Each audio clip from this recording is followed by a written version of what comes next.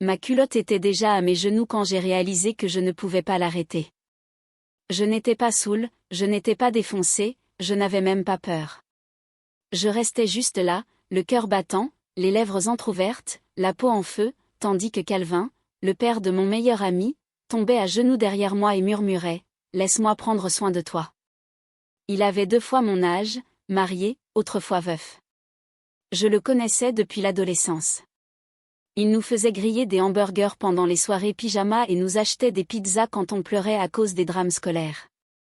Mais ce soir-là, dans son bureau, la porte verrouillée et la pièce chargée de son eau de Cologne, il m'a touchée comme si je n'étais pas la meilleure amie de sa fille. Il m'a touchée comme si j'étais la sienne et au moment où sa langue a rencontré l'intérieur de ma cuisse, j'ai su que j'avais franchi une ligne que je ne pourrais jamais franchir, mais je n'aurais jamais imaginé que cela deviendrait la faveur qui bouleverserait ma vie et déchirerait mon âme. Avant d'approfondir cette histoire compliquée, je tiens à remercier chacun d'entre vous qui s'est abonné à cette chaîne. Votre soutien compte plus que vous ne le pensez. Et à tous nos nouveaux et anciens téléspectateurs qui n'ont pas encore cliqué sur le bouton d'abonnement, qu'attendez-vous ? Ce simple clic est l'énergie qui alimente l'espace et fait circuler les histoires, vos mentions, j'aime, vos partages, vos commentaires. Ils comptent beaucoup. Alors n'hésitez pas à partager vos pensées dans la section commentaires ci-dessous. Construisons cette communauté ensemble. Revenons maintenant à la façon dont je me suis retrouvée à moitié nue chez cet homme. Je n'aurais jamais pensé trahir ma propre amie. Je m'appelle Kimberly. J'avais 23 ans quand c'est arrivé. Je venais d'abandonner mes études d'infirmière parce que je n'arrivais pas à payer mes frais de scolarité et la pression constante d'essayer de paraître comme si j'avais tout sous contrôle. Je travaillais en double équipe dans un restaurant délabré près de l'autoroute, à Birmingham, en Alabama. Et les soirs où je ne nettoyais pas les tables, je me précipitais chez mon meilleur ami, Terry. Terry était tout ce dont j'avais peur. Il était riche et fou. Son père, Calvin, possédait 3 concessions automobiles et un chalet au bord du lac où nous avions l'habitude de nous réfugier. Au lycée, Calvin était le genre d'homme qui portait des costumes comme une armure, beau parleur, cheveux argentés, ses yeux noirs qui te regardaient droit à travers. Il était silencieux, mais toujours à l'affût. Après le décès de la mère de Terry d'un cancer, Calvin a changé. Il est devenu plus doux, presque brisé, mais jamais faible. Il y avait quelque chose en lui qui vous attirait près de lui, même quand il ne disait rien. Je me souviens de la première fois où il m'a proposé de l'aider. J'étais assise sur la porche, en pleurs à cause d'un avis de mon propriétaire. Terry était à l'intérieur, les écouteurs à fond. Calvin est sorti avec une bière. Il a vu mon visage et s'est assis à côté de moi. « Tu es en train de te noyer, Kimberly » a-t-il dit. « Laisse-moi te lancer une corde. » Il a payé mon loyer ce mois-là. Puis, le mois suivant, il m'a donné une voiture d'occasion d'un de ses terrains. Puis, il m'a aidé à trouver un meilleur emploi à la réception de son bureau. Ce fut le début de la faveur. Mais les faveurs d'hommes comme Calvin ne sont jamais sans contrepartie. Un soir, après les heures de bureau, j'étais dans son bureau en train de relire des papiers lorsque j'ai laissé tomber mon stylo. Je me suis penchée pour le ramasser, quand je me suis relevée, il était derrière moi, son souffle effleurant ma nuque. « Tu es magnifique, Kimberly, dit-il. » Je me suis figée. C'était la première fois qu'il disait quelque chose comme ça. J'ai regardé par-dessus mon épaule et sa main était déjà sur ma taille. J'aurais dû dire quelque chose. J'aurais dû bouger. Je me suis penchée en arrière. J'ai laissé faire. Je l'ai laissé me déshabiller. Je l'ai laissé me toucher à des endroits que je n'avais laissé personne approcher depuis des années. Et je me suis laissé me sentir bien, tellement bien cette nuit-là. Alors qu'il embrassait l'intérieur, peut-être juste un petit massage du dos, j'ai dit, si tu es partante. Je n'y ai pas prêté attention. Au début, juste du soulagement. Mes épaules étaient tendues depuis des jours, mais quand il a posé ses mains sur moi, je l'ai senti. Immédiatement, son contact était différent, intentionnellement plus fort, plus lentement. Il y avait une sorte de conscience qui ne me semblait pas juste. J'ai essayé de me détendre. Je me suis dit que j'imaginais des choses, mais chaque mouvement de ses mains m'empêchait d'ignorer la tension qui montait, non seulement dans mes muscles, mais dans la pièce. Est-ce mieux demanda-t-il d'une voix basse.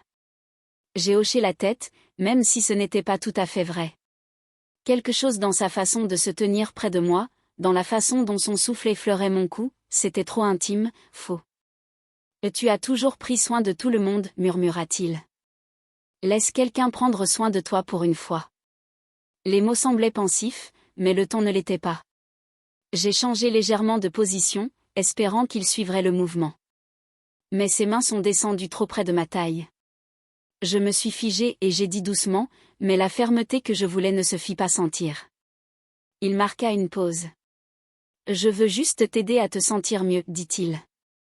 Les mots étaient simples, mais imprégnés d'autre chose, quelque chose de manipulateur.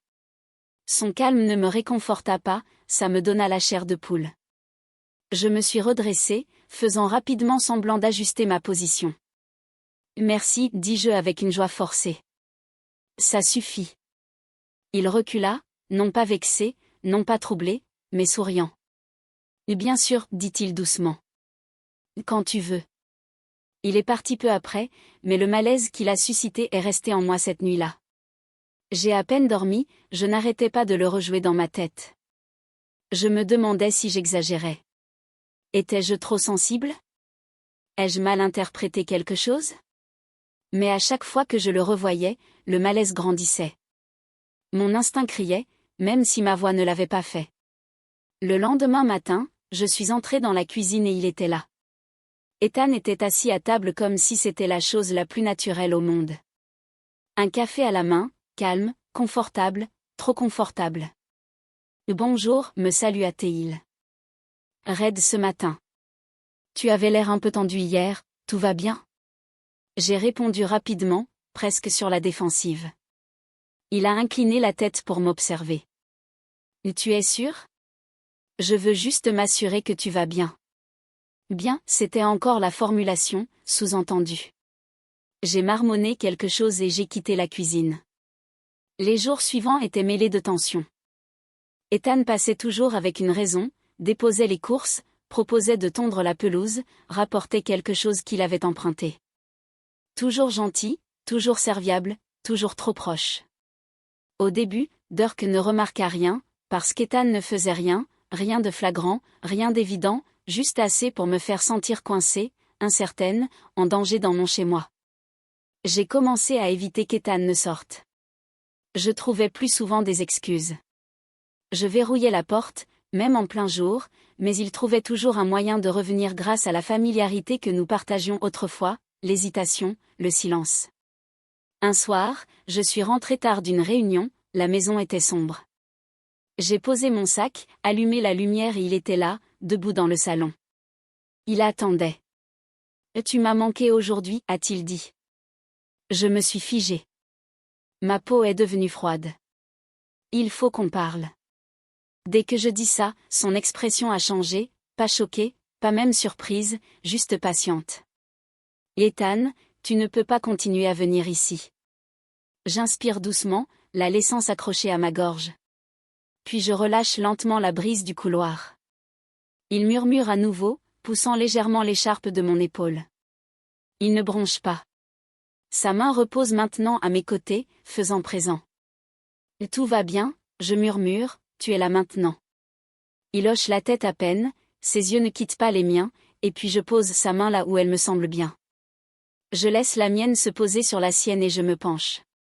Nos lèvres se rencontrent patiemment, comme si nous avions tous les deux attendu assez longtemps pour savoir que ce n'était pas nécessaire d'être pressés.